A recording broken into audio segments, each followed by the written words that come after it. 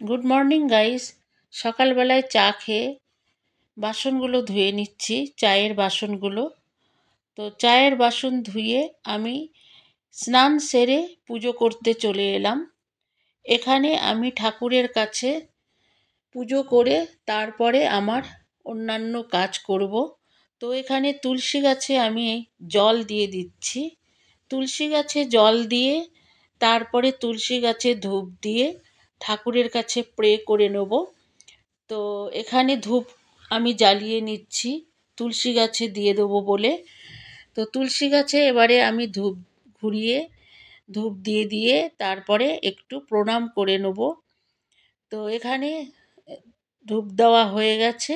এবারে আমি একটু প্রণাম করে নিচ্ছি।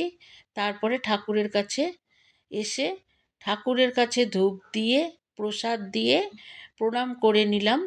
তো এইবারে আমি চলে যাব কাপড় শুকাতে। তো কাপড় কিছু কাচা আছে, সেগুলো আমি শুকিয়ে দিচ্ছি। তো স্ট্যান্ডটাকে আমি ভিতরেই নিয়ে এসেছি, কেননা বারান্দাটা ছোট বলে কাপড়গুলো শুকোতে একটু অসুবিধে হয়। তাই স্ট্যান্ডটা ভিতরে নিয়ে এসে কাপড়গুলো শুকিয়ে তারপরে আমি বারান্দাতে আবার স্ট্যান্ডটা রেখে দিই। তো কাপড়গুলো আমার প্রায় শুকানো হয়েই গেছে।